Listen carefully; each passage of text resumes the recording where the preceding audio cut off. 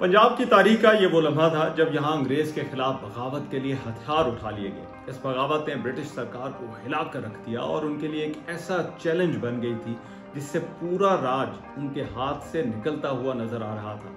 बगावत का ये एक ऐसा प्लान था कि अगर कामयाब हो जाता तो शायद बरे-सगीर की तारीख आज मुख्तलिफ होती। 1857 की जंग आज़ादी के बाद ये बरे-सगीर की सबसे बड़ी मूवमेंट थी। इस बगावत को दबाने के लिए एक massive counter intelligence operation launch किया गया जिसमें न सिर्फ ब्रिटिश राज बल्कि दीगर मुल्क भी शामिल थे। यह बगावत बरे-सगीर में आज़ादी की दीगर तहरीकों का आगाज भी साबित हुई जिनका मकसद अंग्रेजों को यहाँ से निकालना था। पंजाब की यह गदर कहानी उस वक्त शुरू हुई जब अंग्रेजों को बरे-सगीर पर कब्जा किए हुए 50 साल से ऊपर हो चुके थे और ऐसा लगता था कि यहाँ के लोगों ने इस राज को कबूल कर लिया है। फर्स्ट वर्ल्ड वॉर का आगाज होने वाला था और ब्रिटिश सरकार को उस वक्त खौफ था कि इस जंग के दौरान यहाँ बगावतें हो सकती हैं जो उनके लिए मुश्किलात पैदा कर देंगी। लेकिन सरप्राइजिंगली इस जंग के आगाज के साथ ही यहाँ की सियासी जमातों और रहनुमा ब्रिटिश सरकार के साथ बदस्तूर लॉयल्टी दिखा रहे थे बल्कि अपनी गुडविल बनाने के चक्कर में थे। सिचुएशन ये थी कि बरे-सगीर इस राज और सरकार को मैन पावर और रिसोर्सेज देने में आगे था। उस वक्त एक अंदाजे के मुताबिक 1.3 मिलियन लोग सिपाही या लेबर के तौर पर इस ब्रिटिश सरकार के लिए यूरोप, अफ्रीका और मिडिल ईस्ट में सर्व कर रहे थे। यहाँ से बड़ी तादाद में अनाज, पैसा और असलहा ब्रिटिश वॉर मशीन के लिए जा रहा था और ये भिजवाने वालों में यहाँ के रियासतों के राजे महाराजे भी शामिल थे। ब्रिटिश सरकार के लिए काम करने वालों, खासतौर पर फौज में भर्ती होने वालों की एक बड़ी तादाद पंजाब से थी। इनमें से कई जिम्मेदार घरानों से थे। इन्हें फौज में जाने से जमीनें भी मिलती थीं और यूं उनका सोशल स्टेटस भी बढ़ता था। जब कैनाल कॉलोनी सिस्टम बना तो अंग्रेज फौज में भर्ती होने वालों को भी यही जमीनें मिलती रही। अंग्रेज भी फौज में सिखों और पंजाबियों को एक आइडियल सोल्जर समझते थे जिसने अंग्रेजों का फौज की भर्ती के लिए सारा फोकस इस खित्ते की तरफ कर दिया था। अंग्रेजों के ख्याल में किसी कमांड की मौजूदगी में बेहतरीन फाइटिंग और डिसिप्लिन फोर्स थी। बरतानवी फौज इसीलिए इन्हें मार्शल रेस करार देकर फौज में भर्ती में तरजीह देती थी। अंग्रेजों के लिए ये बात भी अहम थी कि ये फौज लॉयल भी थी और 1857 की जंग आज़ादी के बाद होने वाली जंगों के दौरान भी ये लॉयल ही रही थी। फौज में और भी जगहों से लोग भर्ती होते थे लेकिन पंजाब से इनकी तादाद सबसे ज्यादा रही। यूं पंजाब अंग्रेजों के लिए इस फौज का लार्जेस्ट कंट्रीब्यूटर बन चुका था। लेकिन इस माहौल के बावजूद उस वक्त पंजाब से इस कॉलोनियल रूल के खिलाफ आवाजें उठ रही थी और इंटरेस्टिंगली पंजाब की गदर की ये गूंज सबसे पहले बरे-सगीर से बाहर अमेरिका और कनाडा में रहने वाले पंजाबियों में सुनाई दी गई। 20वीं सदी के आगाज पर बरे-सगीर और खास तौर पर पंजाब से कई लोग यूरोप, अमेरिका और कनाडा जैसे इलाकों का रुख कर रहे थे। इनमें 3 तरह के लोग थे। कुछ तो रोजगार की तलाश में निकले थे, फिर वो लोग थे जो पंजाब में ब्रिटिश सरकार की सख्ती का निशाना बन रहे थे और फिर कुछ इनकलाबी स्टूडेंट्स थे। पंजाब में 1907 में पगड़ी संभाल जटा तहरीक के बाद भी इसके कई रहनुमा गिरफ्तारियों और एग्जाइल होने से बचने के लिए बाहर चले गए थे। अजित सिंह जो कि भगत सिंह का चचा था, उनकी और लाला लाजपत राय की इस तहरीक ने उन्हें खासा इंस्पायर किया था और उन्हें लगता था कि आज़ादी के लिए मजीद रेडिकल तरीके अपनाना होंगे। इनमें से बहुत से अमेरिका और कनाडा आ गए थे। फिर 20वीं सदी की पहली दहाई में कई पंजाबी रोजगार के लिए अमेरिका के वेस्ट कोस्ट के पास सेटल होना शुरू हो गए थे। ये पंजाबी कनाडा में भी मौजूद थे। ये मेनली किसान या लेबरर्स थे। 1903 से 1913 के दरमियान तकरीबन 10,000 के करीब south Asians north America move हुए और इनमें से कई का ताल्लुक पंजाब के दही इलाकों से था। जो स्टूडेंट्स आए वो भी एक तरफ तो इन मुल्कों में आज़ादियां देख चुके थे लेकिन दूसरी तरफ अपने मुल्क में गुलामी के हालात भी। यूं इन इनकलाबियों और पंजाबियों के आने से नॉर्थ अमेरिका के वेस्ट कोस्ट पर एक माहौल बनना शुरू हो चुका था।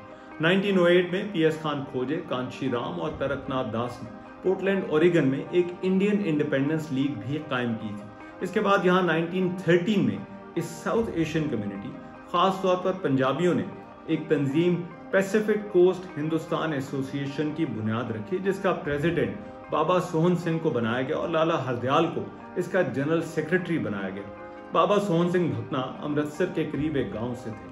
वो पगड़ी संभाल जटा तहरीक में भी एक्टिव रहे थे और 1909 में अमेरिका मूव कर गए थे। लाला हरदयाल 1911 में अमेरिका मूव हुए और उनके कैलिफोर्निया के पास सेटल पंजाबी किसानों से बहुत राब्ते थे। ये पार्टी ही गदर पार्टी की बुनियाद बनी। इसका आगाज अमेरिकी रियासत ओरेगन के शहर एस्टोरिया में होने वाली एक मीटिंग से हुआ था। ये मीटिंग 15 जुलाई 1913 को हुई थी। जल्द ही इसे गदर पार्टी कहा जाने लगा, क्योंकि एक तो इसका एजेंडा अंग्रेजों को बरे-सगीर से निकालना था, दूसरा इस पार्टी ने नवंबर 1913 में सैन फ्रांसिस्को में एक प्रेस कायम किया था, जहां से गदर नाम का एक मैगजीन निकाला जाता था। ये उर्दू और गुरमुखी में पब्लिश होता था और इस मैगजीन का एजेंडा खासा इनकलाबी था। इसमें ब्रिटिश सरकार पर बड़ी तनकीद होती थी, आज़ादी के हीरोज की कहानियां बताई जाती थी और लैंग्वेज भी खासी डायरेक्ट होती थी, जिसकी वजह से ये मैगजीन बहुत पॉपुलर हो गया। इस ऑर्गेनाइजेशन के लीडर्स मेनली पंजाबी ही थे और उस वक्त इसके एक्टिव लीडर्स में करतार सिंह सराभा, पंडित कांशीराम, मोराली भाई परमानंद, संत बाबा वसाखा, बाबा जवाला सिंह, संतोख सिंह, विष्णु गणेश पिंगले और हरनाम सिंह जैसे नाम शामिल थे। इनमें से कुछ जैसे हरनाम सिंह बरतानवी फौज में भी सर्व कर चुके थे। पंडित कांशीराम पंजाब की रूपनगर डिस्ट्रिक्ट से थे। करतार सिंह सराभा लुधियाना के गांव सराभा से थे और यूसी बर्कले के स्टूडेंट थे और 1912 में वहां एनरोल हुए थे। भाई परमानंद का ताल्लुक चकवाल के करीब एक गांव से था। बाबा जवाला सिंह अमृतसर से थे और 1908 में सैन फ्रांसिस्को आए थे। संतोख सिंह सिंगापुर में पैदा होने वाले एक पंजाबी थे और 1912 में अमेरिका मूव हुए थे। संत बाबा वसाखा या वसाखा सिंह अमृतसर से थे। विष्णु गणेश पिंगले महाराष्ट्र से थे, लेकिन यूनिवर्सिटी ऑफ वॉशिंगटन में इंजीनियरिंग के स्टूडेंट थे और उनका आने वाले सालों में पंजाब की इस गदर में बहुत अहम रोल था।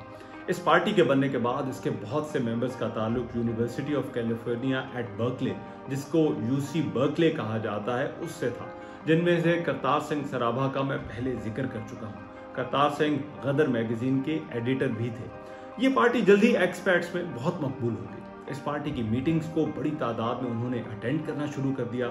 इस पार्टी में एक तरफ तो ये इंटेलेक्चुअल स्टूडेंट्स और इनकलाबी थे, लेकिन दूसरी तरफ इसकी बड़ी तादाद उन लेबरर्स की भी थी जो अपनी रोजी कमाने पंजाब से निकले थे, लेकिन उन्हें अपने मुल्क की गुलामी अभी भी परेशान करती थी। गदर पार्टी की सबसे बड़ी कामयाबी इस गैप को खत्म करना था और इन तमाम साउथ एशियंस को एक प्लेटफॉर्म पर लाना था। युगंतर आश्रम गदर पार्टी का हेडक्वार्टर था, जहां से ये किताबें छापते, पैम्फलेट्स प्रिंट करते और बांटते थे। इसके नौजवान मीटिंग्स में और तकरीरों के जरिए लोगों को इस कॉज के लिए कन्विंस करते। मंथली इसके मेंबर्स $1 की कंट्रीब्यूशन करते थे, जिससे ये पार्टी चलाई जाती थी। इनका पहला फोकस तो अमेरिका और कनाडा ही था, लेकिन जल्द ही इसकी रीच हिंदुस्तान तक भी होने लगी। अमेरिका में उस वक्त ये सब कुछ करना आसान था, क्योंकि यहाँ बरतानवी राज से आज़ादी थी। इसकी मीटिंग्स और डिबेट्स में धर्म यानी मजहब पर बात करना मना था और इसे एक पर्सनल मैटर के तौर पर ट्रीट किया जाता था। ये पंजाब की सेकुलरिज्म की एक रिफ्लेक्शन भी थी, जहां सिख, मुसलमान और हिंदू इकट्ठे रहते थे। इनके मुताबिक लोगों का पहला हदफ आज़ादी होना चाहिए, बाकी सब बाद की बातें थी। जल्द ही इस पार्टी की ब्रांचेस चीन, मले, Siam, Europe, Philippine, Brazil, Hong Kong, Africa, Argentina, Afghanistan, Japan, रूस और ईरान तक पहुंच गई। जहां जहां साउथ एशियंस मौजूद थे, वहां ये पार्टी भी पहुंच गई। बाद में 1914 में इस पार्टी के 2 धड़े बन गए थे। एक सिख और पंजाबी मेजॉरिटी धड़ा था, जिसका नाम आज़ाद पंजाब गदर था, और दूसरा हिंदू मेजॉरिटी धड़ा था, जिसका नाम हिंदुस्तान गदर था। इनमें से आज़ाद पंजाब गदर पार्टी का हेडक्वार्टर कैलिफोर्निया में स्टॉकटन का गुरुद्वारा था, जबकि हिंदुस्तान गदर पार्टी का हेडक्वार्टर करीब ही ओकलैंड कैलिफोर्निया में था। गदर पार्टी इनकलाबी और रेडिकल रवैयों की हामी थी और उस वक्त कांग्रेस जैसी जमातों के तरीक़ाकार के खिलाफ थी। उन्हें लगता था कि अंग्रेजों को अगर यहाँ से निकालना है तो इसके लिए बगावत और इनकलाब की जरूरत है। ये आर्म्ड रिवॉल्ट के भी हामी थे और इसके लिए हिंदुस्तान के अंदर और बाहर ब्रिटिश सरकारी इमारतों और अंग्रेज अफसरों पर हमलों को भी सपोर्ट करते थे। कुछ रहनुमा रशियन अनार्किस्ट और मार्क्सिस्ट आइडियोलॉजी के भी हामी थे। उन्हें लगता था कि ऐसे एक्ट्स ही अंग्रेजों को यहाँ से वापस जाने पर मजबूर कर सकते हैं। दूसरी तरफ ऐसे रेडिकल रवैये और सोच वाली इनकलाबी और अंडरग्राउंड तंजीमें 20वीं सदी के आगाज में बंगाल में भी बनना शुरू हो गई थी। इनमें अनुशीलन समिति और इसकी ऑफशूट जुगंतर जैसी तंजीमें थीं, जो गदर की तरह अंग्रेजों को यहाँ से निकालना चाहती थी। 1905 में होने वाली पार्टीशन ऑफ बंगाल के खिलाफ गुस्से की वजह से इन तंजीमों की सपोर्ट भी बढ़ने लगी थी। ये भी सरकारी दफ्तरों, अंग्रेज अफसरों और ट्रेनों पर हमले करते, उन पर असैसिनेशन अटेम्प्ट्स और बॉम्ब अटैक्स किए जाते। इनके रशियन रेवोल्यूशनरीज के साथ भी राब्ते थे और इनकी आइडियोलॉजी गदर से भी मिलती जुलती थी। गदर पार्टी के एस्टैब्लिश होने से पहले एक ऐसा वाकया हो चुका था जिसने पंजाब के हालात, यहाँ ब्रिटिश सरकार की सख्ती और इस बगावत के सेंटिमेंट पर काफी गहरा असर डाला था। ये वो वाकया भी था जिसने पंजाब और बंगाल के इन इनकलाबियों के आपस में लिंक्स भी एस्टैब्लिश किए और इसके कुछ कैरेक्टर्स आने वाले सालों में इस बगावत में अहम किरदार अदा करने वाले थे। 23 दिसंबर 1912 को वायसरॉय ऑफ इंडिया पर दिल्ली में चांदनी चौक के करीब एक हमला हुआ जो कि वायसरॉय पर एक असैसिनेशन अटेम्प्ट थी। लॉर्ड हार्डिंग उस वक्त वायसरॉय ऑफ इंडिया था और ब्रिटिश राज का कैपिटल कलकत्ता से दिल्ली मूव करने के लिए एक तकरीब का इनेकाद किया गया। तो इसी दौरान जब वायसरॉय और उसकी बीवी लेडी हार्डिंग एक हाथी पर सवार होकर तकरीब में आ रहे थे तो एक इनकलाबी बसंता कुमार बिस्वास ने उन पर एक होममेड बम फेंका। इस हमले में वायसरॉय लॉर्ड हार्डिंग शदीद जख्मी हुआ और उसके चेहरे, कमर और बाजुओं और टांगों पर जख्म आए और जान मुश्किल से बची। लेडी हार्डिंग इस हमले में महफूज रही थी जो कि वायसरॉय के बिल्कुल साथ बैठी थी। वायसरॉय पर होने वाले इस हमले में उसके पीछे छतरी पकड़े एक मुलाजिम भी मारा गया। ये वायसरॉय के लिए एक बहुत क्लोज कॉल थी। वायसरॉय पर होने वाले इस हमले के मुल्जिमान को पकड़ने के लिए ब्रिटिश सरकार ने 10,000 रुपए इनाम का ऐलान किया था जो उस वक्त एक बहुत बड़ी रकम थी। इस हमले को दिल्ली लाहौर कंस्पिरेसी का नाम दिया गया और इस मंसूबे के मास्टरमाइंड राश बिहारी बोस थे। इस केस में नामजद मुल्जिमान में बसंता कुमार बिस्वास, लाला हनुमान, भाई बाल मुकुंद, अमीर चंद और अवध बिहारी शामिल थे। भाई बाल मुकुंद गदर के ही एक फाउंडर रहनुमा भाई परमानंद के कजन थे और उनका ताल्लुक झेलम के करीब एक गांव से था। इस केस में लाला हनुमान को उम्र कैद हुई जबकि बाकी चारों को फांसी की सजा सुना दी गई। बसंता कुमार बिस्वास को सिर्फ 20 साल की उम्र में 11 मई 1915 को एग्जीक्यूट कर दिया गया। लेकिन यह हमला ब्रिटिश सरकार के लिए एक बहुत बड़ा शॉक था जिसके बाद पंजाबी और बंगाली इनकलाबियों के खिलाफ और सख्ती कर दी गई। क्योंकि इस वीडियो का फोकस पंजाब है इसलिए देखेंगे कि इन वाकयात ने यहाँ कैसे हालात बदल दिए। अब ब्रिटिश सरकार को यह भी लगने लगा था कि गदर जैसी पब्लिकेशंस पंजाब में लोगों को ऐसी आर्म्ड रिवॉल्ट के लिए इंस्पायर कर रही थी। लिहाजा इस वाक़े के बाद यहाँ सख्तियां और भी बढ़ गई। इस वाक़े के बाद ब्रिटिश ऑफिशियल्स ने अमेरिकन स्टेट डिपार्टमेंट पर भी दबाव बढ़ाना शुरू कर दिया कि वो इन एक्सपर्ट्स रेवोल्यूशनरीज के खिलाफ एक्शन लें जो सैन फ्रांसिस्को से ये लिटरेचर पब्लिश कर रहे थे। इसी दौरान उन्होंने अपने जासूसों के जरिए अमेरिका और कनाडा में गदर की मीटिंग्स और प्लानिंग की खबर रखना शुरू कर दी। अप्रैल 1914 में ब्रिटिश प्रेशर में आकर अमेरिकी हुकाम ने लाला हरदयाल को, जो कि गदर के एडिटर और पार्टी के जनरल सेक्रेटरी भी रहे, उन्हें अनाकिस लिटरेचर फैलाने पर गिरफ्तार कर लिया। जब उनकी जमानत पर रिहाई हुई तो वो यूरोप चले गए। लाला हरदयाल की अमेरिका में ये गिरफ्तारी भी इसी ब्रिटिश इंटेलिजेंस और प्रेशर के सिलसिले की एक कड़ी थी। गदर पार्टी पर दबाव तो बढ़ना शुरू हुआ लेकिन फिर इसी दौरान एक ऐसा वाकया हुआ जिसने सूरत हाल को बदल दिया और इन एक्सपर्ट्स पंजाबियों में ब्रिटिश सरकार के खिलाफ गुस्सा और बढ़ा दिया। ये वाकया कोमागाता मारू या गुरु नानक जहाज का था। जब मई 1914 में हांगकांग से आने वाले एक जहाज को कैनेडियन ऑफिशियल्स ने वैनकूवर की हार्बर पर रोक लिया था और इस जहाज पर सवार पंजाबी पैसेंजर्स को कनाडा में उतरने नहीं दिया गया क्योंकि वो एंट्री रिक्वायरमेंट्स पूरी नहीं करते थे। ये मुसाफिर बाबा गुरदीत सिंह के साथ आए थे। उस वक्त कनाडा भी ब्रिटिश डोमिनियन का हिस्सा था और ये बात बड़ी अजीब थी कि एक मुल्क के लोगों को उसी मुल्क के दूसरे हिस्से में जाने से रोका जा रहा था।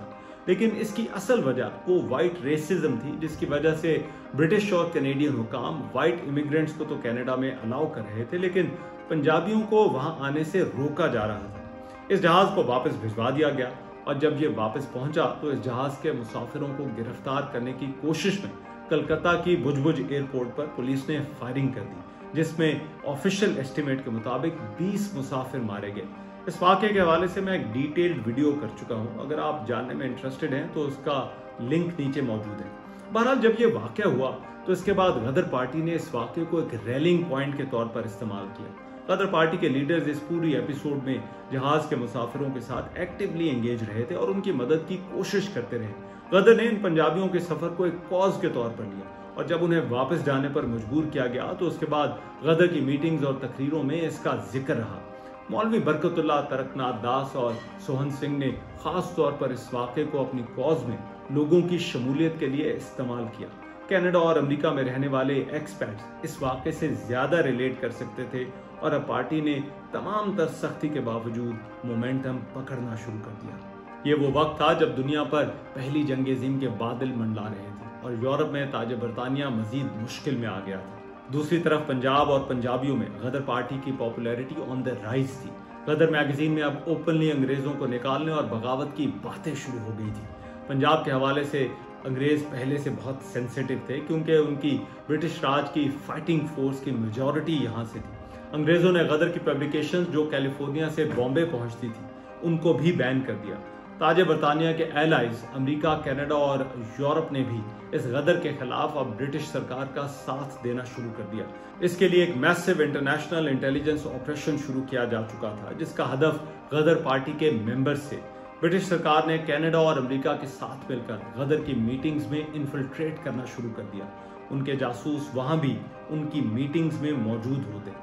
वॉयसराय पर हमले और कोमागाता मारू वाक़े के बाद अब ब्रिटिश सरकार की इंटेलिजेंस बहुत मोहतात हो गई थी और न सिर्फ पंजाब बल्कि इससे बाहर भी पल पल की खबर रख रही थी। जब जंग शुरू होने वाली थी तो उस वक्त पंजाब की CID ने अपनी टीम्स को हांगकांग भी भिजवाया जहां से इन गदर पार्टी के मेंबरान के खिलाफ इंफॉर्मेशन इकट्ठी की जाने लगी। कोमागाता मारू के सफर का आगाज भी हांगकांग से हुआ था और यहाँ पंजाबियों की बड़ी तादाद रहती थी। इसी तरह अमेरिका में भी WC हॉपकिंसन जैसे इंटेलिजेंस ऑफिशियल्स गदर पार्टी पर नजर रखे हुए थे। हॉपकिंसन एक ब्रिटिश पुलिस ऑफिसर था लेकिन हिंदुस्तान में ही पैदा हुआ था और यहाँ की मकामी जुबान खासी फ्लुएंटली बोलता था। इसकी ड्यूटी पहले तरकनाथ दास की सरगर्मियों पर नजर रखना थी, लेकिन बाद में जब कोमागाता मारू जहाज वैंकूवर की बंदरगाह पर था तो उस वक्त ये वहां भी मौजूद था। इसने कनाडा के इमिग्रेशन ऑफिशियल्स के लिए जहाज पर मौजूद पंजाबियों के ट्रांसलेटर के तौर पर भी काम किया। इसके ही 2 इन्फॉर्मेंट्स थे, हरनाम सिंह और अर्जुन सिंह, जिन्हें कोमागाता मारू वाक़े के बाद कत्ल कर दिया गया था। इसका इल्जाम एक गदर पार्टी के मेंबर बेला सिंह पर लगा था। जब यह ट्रायल चल रहा था तो इस ट्रायल के दौरान ही हॉपकिंसन को गदर के ही एक और मेंबर मेवा सिंह ने अक्टूबर 1914 में वैंकूवर के कोर्ट हाउस में कत्ल कर दिया था। गदर पार्टी ने अब ब्रिटिश राज के खिलाफ एक कदम और उठाने का फैसला कर लिया। उन्हें लगने लगा था कि अब मौका आ गया है कि हिंदुस्तान वापस जाकर अंग्रेजों को हिंदुस्तान से निकालने के लिए तहरीक चलाई जा सकती है। फर्स्ट वर्ल्ड वॉर के आगाज के बाद अगस्त और सितंबर 1914 से गदर पार्टी की मीटिंग्स में पंजाब और हिंदुस्तान वापस जाने की बातें होने लगी। जंग की वजह से ब्रिटिश राज ऑलरेडी कमजोर पोजीशन पर था। लोगों में भी इसके खिलाफ गुस्सा पीक पर था। इनकलाबी तंजीमें एक्टिव हो रही थी। गदर के लीडर्स को लग रहा था कि वक्त आ गया है कि बगावत का बाकायदा ऐलान किया जाए और इसका आगाज हो, लेकिन इसके लिए इन्हें एक बहुत बड़ी चिंगारी या बगावत के जेस्टर की जरूरत थी। फौज की एक बड़ी तादाद उस वक्त पंजाब से थी जिसका मैं पहले जिक्र कर चुका हूँ। फर्स्ट वर्ल्ड वॉर के स्टार्ट पर ब्रिटिश सरकार ने यह फैसला किया कि सिर्फ 15,000 फौज यहाँ रखी जाएगी और बाकी फौज को मुख्तलिफ फ्रंट्स पर लड़ने के लिए भिजवा दिया जाएगा। इस फैसले ने गदर के लीडर्स को एक आइडिया या opportunity they the. What if अगर इस बाकी 15,000 फौज में से कुछ लोग या सिर्फ पंजाबी ही बगावत कर दे तो अंग्रेजों का यहाँ से पैकअप हो सकता है। ये वो आइडिया था जिसमें गदर के रहनुमाओं को पंजाब में वो चिंगारी नजर आई जिसको वो तलाश कर रहे थे। उनका ये प्लान 1857 की जंग आज़ादी में फौज के सिपाहियों की ईस्ट इंडिया कंपनी के खिलाफ बगावत से इंस्पायर्ड था।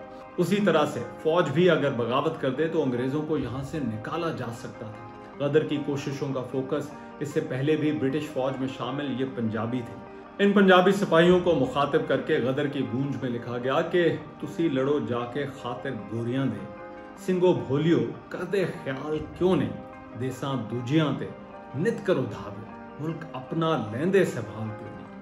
इसी तरह से और भी बहुत सी नज़मों मजमूनों का टारगेट ब्रिटिश फौज में शामिल पंजाब से ताल्लुक रखने वाले ही थे, जिनको टॉन्ट किया जाता था और उनकी गैरत को ललकारा जाता था कि वो क्यों गैरों की फौज में सर्व कर रहे थे। साथ ही अब एक तरफ गदर पार्टी की लीडरशिप ने भी कनाडा और अमेरिका से पंजाब वापसी की तैयारियां शुरू कर दी और दूसरी तरफ बाहर मौजूद हिंदुस्तानियों से भी कहा गया कि वो भी वापस चलें और जाकर इस बगावत का आगाज करें। इस कॉल को कई हिंदुस्तानियों खासतौर पर पंजाबियों ने रिस्पॉन्ड किया और वापस आने का फैसला कर लिया, जिसने अंग्रेज सरकार के खिलाफ फौज की सबसे बड़ी बगावत के प्लान को जन्म दिया। इस बगावत ने पूरी ब्रिटिश सरकार को हिला कर रख दिया था और पंजाब की तारीख का ये वो मोड़ था जिसके बाद पंजाब हमेशा के लिए बदल गया। ये प्लान क्या था, पंजाबी फौज में ये बगावत कैसे हुई, इस हवाले से पहले मैं एक वीडियो कर चुका हूँ जिसमें इस बगावत पर डिटेल में बात की गई है। अगर आपको ये वीडियो अच्छी लगी हो तो बेल आइकॉन पर क्लिक कीजिएगा और चैनल को सब्सक्राइब जरूर कीजिएगा।